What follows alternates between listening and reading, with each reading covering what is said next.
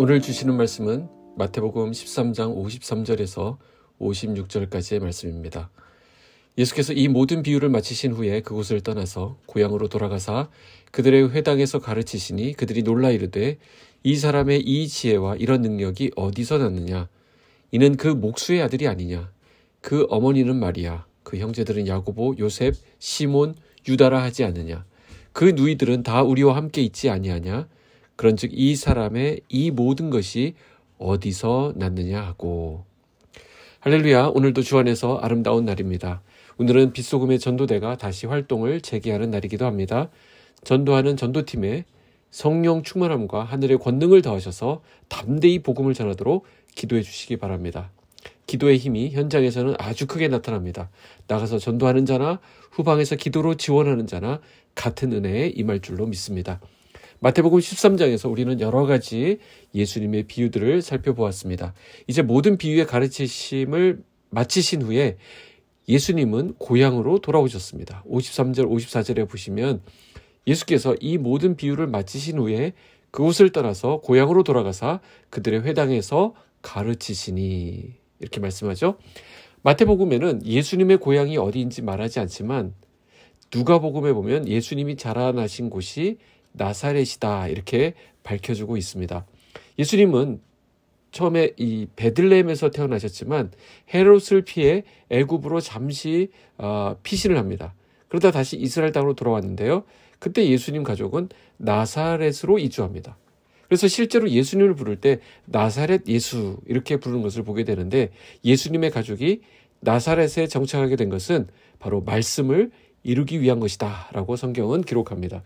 마태복음 2장 23절을 보면 나사렛이란 동네에 가서 사니 이는 선지자로 하신 말씀에 나사렛 사람이라 칭하리라 하심을 이루려 함이로라 라는 말씀이 있습니다.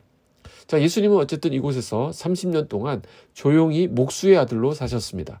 이곳에서는 율법 학교를 다니신 적도 없고요. 랍비로서의 훈련을 받으신 적도 없으셨습니다. 그리고 이러한 사실은 나사렛에 사는 사람이라면 누구나 다 알고 있는 일이었습니다. 거기는 아주 작은 동네거든요. 예수님은 바로 이런 곳으로 돌아오신 것입니다. 예수님은 공생의 기간 동안 크게 세 가지 사역을 펼치셨는데요. 그것은 바로 teaching, preaching, healing, 즉 가르치심, 전도하심, 그리고 치유하심 이렇게 설명할 수 있습니다. 오늘 예수님은 가르침을 위해 회당으로 가셨는데요. 마태복음에는 나오지 않지만 누가복음을 보면 예수님이 이날 어떤 말씀을 가르치셨는지 언급되어 있는 것을 알 수 있습니다. 예수님께서는 이때 이사야서 61장의 말씀을 가르치셨는데요. 그 말씀을 보면 주의 성령이 내게 임하셨으니 이는 가난한 자에게 복음을 전하게 하시려고 내게 기름을 부으시고 나를 보내사 포로된 자에게 자유를 눈먼 자에게 다시 보게 함을 전파하며 눌린 자를 자유롭게 하고 주의 은혜의 해를 전파하게 하려 하심이라. 얼마나 감격스러운 순간입니까? 하나님의 아들이신 예수님이 구약의 말씀을 성취하시는 자리입니다. 성경은 이날 예수님께서 이 말씀을 어떻게 해석하셨는지 또 어떤 말씀을 전하셨는지는 구체적으로 기록하지 않습니다. 다만 오늘 마태복음에 보면 그때 그 자리 회당에 있었던 사람들의 반응만 남겨놓습니다. 54절이 이렇게 말하죠. 그들이 놀라 이르되 이 사람의 지혜와 이런 능력이 어디서 났느냐. 자, 예수님이 전해주신 이 말씀은 고향 사람들에게 큰 충격을 안겨주었습니다. 그래서 이들은 예수님에게 엄청난 지혜와 능력이 있다는 것을 알게 되었습니다. 그들은 이전까지 이와 같은 말씀을 들어본 적이 없었거든요. 그러나 그럼에도 불구하고 이들은 예수님을 받아들이지 않습니다. 이유가 무엇일까요? 왜 이들은 예수님께서 전한 그 말씀에 지혜와 능력이 있다는 것을 알면서도 예수님을 배척했던 것일까요? 55절이 그 답을 우리에게 줍니다. 이는 그 목수의 아들이 아니냐. 자, 바로 이거죠.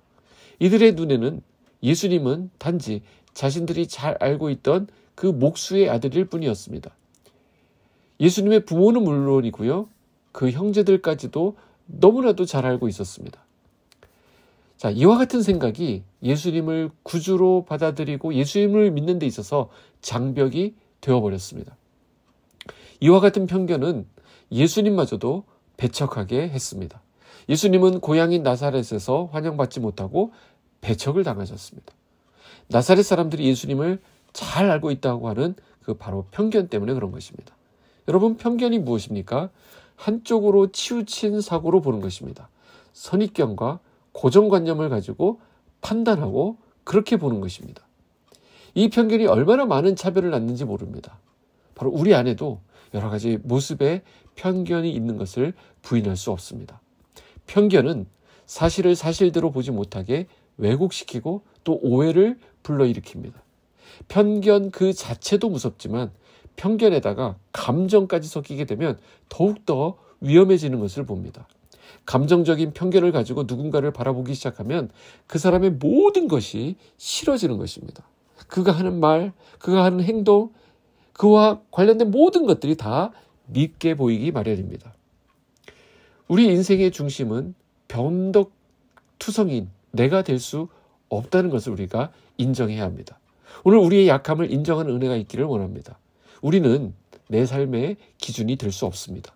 오직 길이요 진리요 생명이신 예수님, 우리를 위해서 자기의 생명까지 내놓으신 예수님이 우리 인생의 중심이 되셔야 합니다. 그래야 우리의 삶이 편견으로부터 자유로워질 수 있습니다.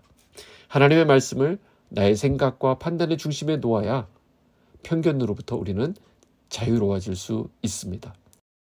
오늘 우리의 하루 삶 가운데 이 편견이 제거되고 내가 기준이 되는 것이 아니라 하나님께서 기준이 되셔서 그분의 시각으로 사람과 일들을 바라보는 은혜가 있기를 주님의 이름으로 축복합니다. 기도하겠습니다.